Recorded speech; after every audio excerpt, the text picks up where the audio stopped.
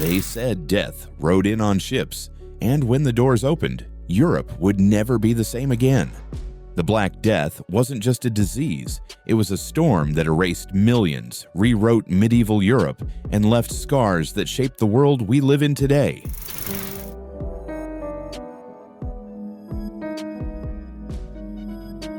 And here's where it gets even stranger. Imagine Sicily in 1347. A sunny harbor, merchants unloading cargo, life buzzing as usual. Then Genoese ships appear on the horizon. People rush to the docks expecting spices, silk, maybe news from the east. But when the vessels dropped anchor, what stepped off wasn't trade or treasure.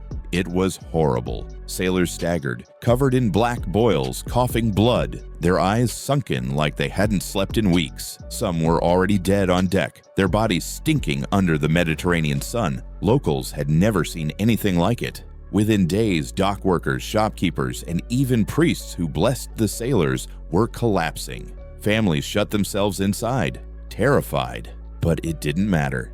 Death had already slipped through the streets.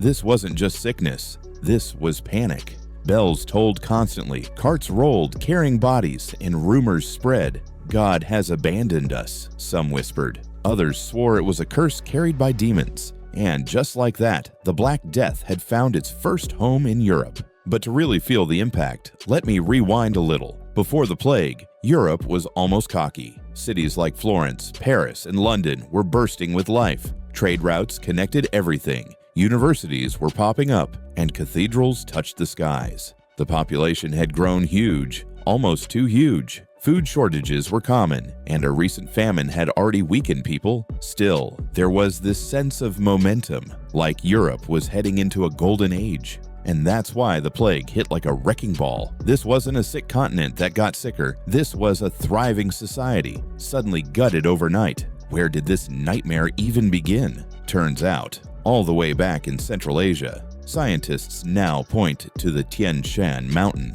where around the 1330s, a mutation of Yersinia pestis, the infamous plague bacterium, jumped from rodents to humans.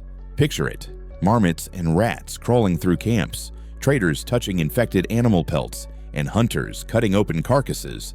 That's where the chain started. Archaeologists even found gravestones in Kyrgyzstan dated 1338 that literally show families wiped out overnight. It's eerie, right? The plague wasn't born in Europe. It rode across the world like a hidden passenger, and the roads it traveled next would guarantee disaster. Sequence 2 genomes from 2 specimens from one cemetery in northern Kyrgyzstan. And what's really remarkable is that our phylogenetic analysis has shown that the evolutionary position of the strain that was responsible for the death sits right before the beginning of the Black Death. This part blew my mind. The same trade routes that made Europe rich also carried its doom. The Silk Road, once a lifeline of gold, spices, and silk, turned into a conveyor belt of death. Mongol warriors and merchants unknowingly spread it. One famous story is the siege of Kaffa in Crimea. The Mongols were dying of plague outside the city walls. So, and this sounds unreal, they catapulted infected corpses over the walls. Imagine that, literal biological warfare in the 1340s. From there, Genoese traders fled by ship, thinking they'd escaped, but in reality, they were carrying the plague straight into the beating heart of Europe. By the time those ships hit Sicily, it was already too late. Locals tried pushing them back out to sea, but disease doesn't need permission. It slips under doors, clings to fabric, and rides fleas on rats. Families like Maria's, a merchant's wife, were torn apart. One day she was cooking dinner, the next she was burying her children. Priests performed last rites until they themselves fell sick.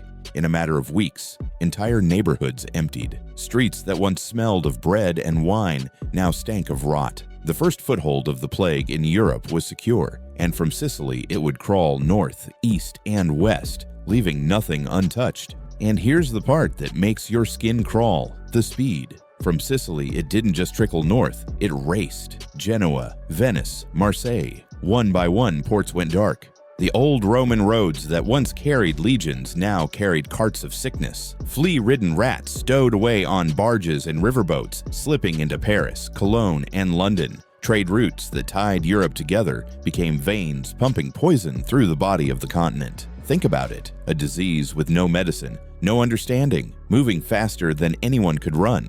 In barely a year, whole kingdoms were drowning in plague. It was like watching dominoes fall, only every piece was a city full of human lives. For sure that the Black Death actually commenced in the region of Tian Shan around 1338, 1339, so that's a major discovery of my colleagues and myself. Now here's where numbers stop feeling like numbers. Historians estimate that between 1/3 and 1/2 of Europe's population died. 25 to 50 million souls erased in just a few years. Paris, half gone. Entire neighborhoods were left empty, weeds pushing through stone streets. Florence, oh, Boccaccio captured it in the Decameron. People dying in their beds, corpses lying in the streets because no one was left to bury them. Imagine walking through your hometown and half the doors are boarded shut, half the voices gone forever. Villages were abandoned so completely that forests grew over them, swallowing any trace that humans had ever lived there. The death toll wasn't just massive, it was unthinkable. It was as if the continent itself was gasping for air, and no matter what anyone did, death kept multiplying. But the scariest part? The way it broke people. Parents abandoning their children, husbands fleeing wives, whole families locking each other out to save themselves. Priests who were supposed to stand firm at the hour of death sometimes refused to enter plague houses.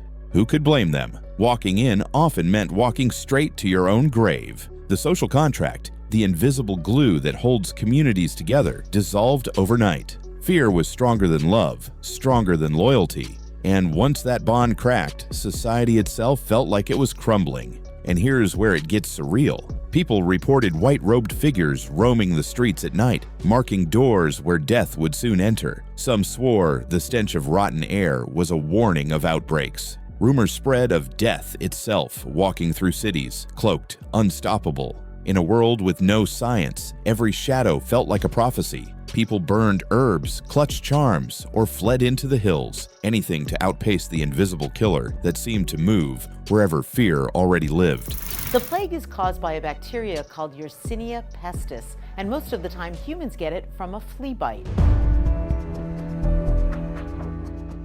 Back when plague was rampant and there was no treatment for it, plague could get into people's blood. Now, not all plagues were the same, and that's what made it more terrifying. The bubonic form hit first, swollen buboes, black and oozing, in the groin, armpits, or neck. The pain was unbearable, the smell unforgettable. Then came the pneumonic form. Forget boils. This was coughing blood, suffocating as your lungs rotted from the inside. Death could come in days, sometimes just hours. And the rarest but deadliest, septicemic plague. Blood turned toxic, skin turned black, and people sometimes died the very day symptoms began. No chance to pray, no chance to say goodbye, just gone. It was one of the worst catastrophes in all of history. Medicine failed, and people turned to faith. Across Europe, you'd see processions of flagellants, men whipping themselves bloody through the streets, begging God for mercy.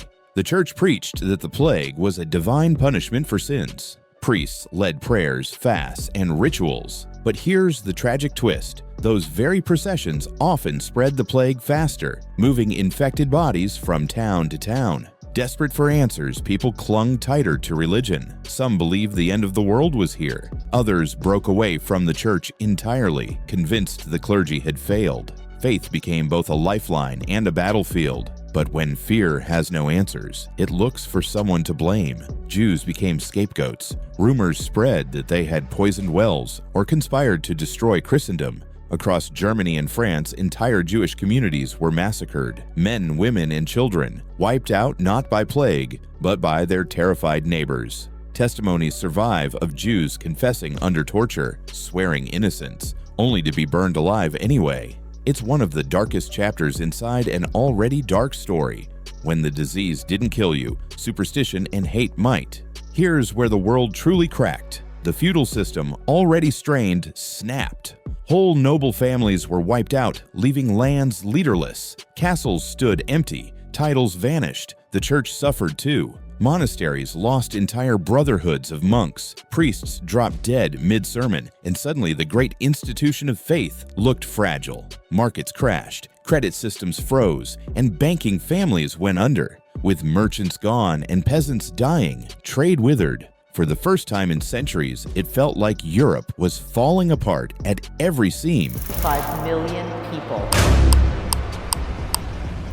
But here's the twist in the nightmare. Out of devastation came transformation. With so many dead, labor became scarce. Peasants, once powerless, suddenly had leverage. Wages rose. Some even left their lords behind to find better work. Kings tried to stop it with laws, freezing wages, chaining workers to the land. But history doesn't move backward. The power dynamic had shifted forever. The church, humbled by its failures, saw calls for reform. Spiritual life fractured, and in art, the obsession with death took over, skeletons dancing across paintings, grim reapers looming in manuscripts. At the same time, medicine changed. Instead of praying harder, some scholars began observing, testing, and questioning. You can trace the first seeds of empirical science right here in the ashes of the plague. Europe came out smaller, scarred, but strangely more alive. Survivors had seen death up close and learned to question authority, to value reason, and to demand dignity. From the terror of the plague came the first whispers of the Renaissance, the spark of new thinking. Letters from survivors in Paris even speak of hope, that out of ruin, a stronger, wiser world might rise. The Black Death was a horror beyond imagination, yet it also reshaped the world. Out of death came change, out of collapse came resilience. So what do you think? Could we survive something like this today? Drop your thoughts below, and don't forget to like and subscribe for more deep dives.